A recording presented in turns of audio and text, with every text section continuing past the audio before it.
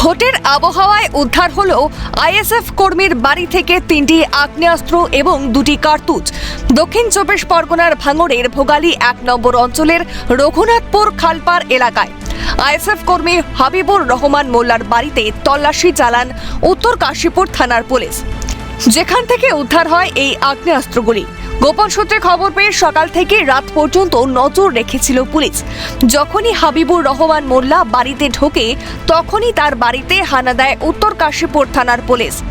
হাবিবুর রহমান মোল্লার স্ত্রী ও মা জানান, কোথা থেকে কার্তুজ এলো তা তারা জানেন না, তবে সে যে একজন আইএসএফ কর্মী এবং আইএসএফ এর মিটিং মিছিলে যান তা তারা স্বীকার করেছেন।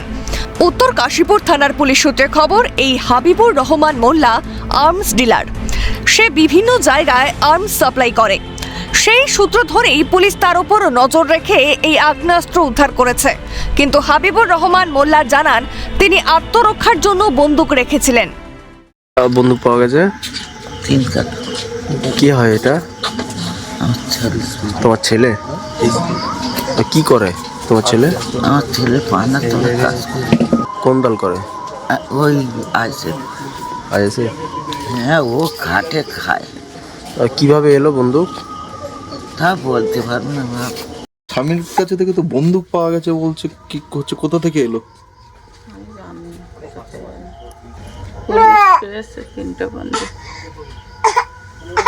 তোমার ছেলে কোনো, তোমার স্বামী কোনো রাজনৈতিক দল করে? না। হ্যাঁ না। তো তাহলে কোথা থেকে এলো 3টি বন্দুক? কোন মিছিলে যায়? কোন দলে? আইএসএফ এর? ঘরে তক্তপোষের তলায়? তুমি কি ব্যবসা করো? কোন দল করো? বা তুমি কোন রাজনৈতিক দল করো?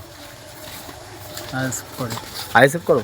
না, তো বন্দুক কোথায় পেয়েছিল? বন্দুক কোথায় পেয়েছিল? বন্দুকটা নিজের আত্মসাতের জন্য কেনা। 3টে? নিরাপত্তা। আর কেউ যুক্ত আছে আপনার সঙ্গে? না, কারা কারা দিয়েছিলে মালগুলো? কোথা থেকে নিয়ে এসেছিলে? চিনি না তাদের। নিয়ে এসেছিলে কোথা থেকে? বারজুলি? আপনি কবে কিনেছিলেন বন্দুকগুলো? আপনি নাকি ব্যবসা করেন? আমি ব্যবসা করি না। এক আইএসএফ কর্মী বলেন, অভিযোগ প্রমাণিত হলে শাস্তি হোক। তিনি প্রশাসনের কাছে সঠিক তদন্তের দাবি জানান।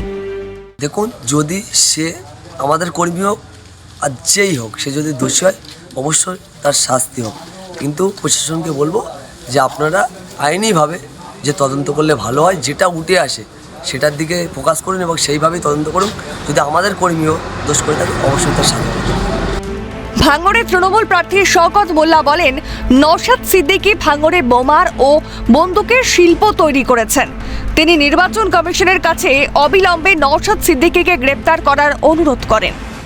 যেই নওশাদ সিদ্দিকী অলরেডি এখানে বোমার শিল্প তৈরি করেছে, বন্দুকের শিল্প তৈরি করেছে। যারা আজকের বড় বড় কথা বলে তৃণমূল কংগ্রেস সম্পর্কে, তাদের প্রশ্ন করতে চাই, এই যে আগ্নেয়াস্ত্র, এই আগ্নেয়াস্ত্র কোথায় থেকে আসছে? আমি তো যেটুকু সূত্র মারফত খবর পাচ্ছি, সম্পূর্ণ নওশাদ সিদ্দিকী পরিকল্পিতভাবে পাশেই হাড়োয়া, সেখান থেকে এই অস্ত্রগুলো সাপ্লাই করছে এবং একেবারে বর্ডারটা হচ্ছে ওই রঘুনাথপুর, যেটা আমাদের ভোগালী 1-এর বর্ডারের ওপারেই হচ্ছে উত্তর চব্বিশ পরগনা, হাড়োয়া, মিনাখা, এই দেগঙ্গা, এই বিধানসভাগুলো আছে। এইখান থেকে এই অস্ত্রগুলো সাপ্লাই দেওয়া হচ্ছে ভাঙড়ে, যাতে করে তৃণমূল কংগ্রেসের কর্মীদের খুন করা যায়। আমরা অবিলম্বে অনুরোধ করব যে ইলেকশন কমিশনকে, যে প্রথমেই নওশাদ সিদ্দিকীকে গ্রেপ্তার করা উচিত, তা না হলে ভাঙড়ের এই রক্তের হোলি খেলা বন্ধ হবে না। ভোটের আগে আবারও আগ্নেয়াস্ত্র উদ্ধার। অভিযুক্তকে গ্রেফতার করে এই আগ্নেয়াস্ত্র কোথা থেকে আনা হতো বা কোথায় যেত তা জানার চেষ্টা শুরু করেছে উত্তর কাশীপুর থানার পুলিশ। ভাঙড় থেকে রহমান কাজীর রিপোর্ট, ক্যালকাটা নিউজ।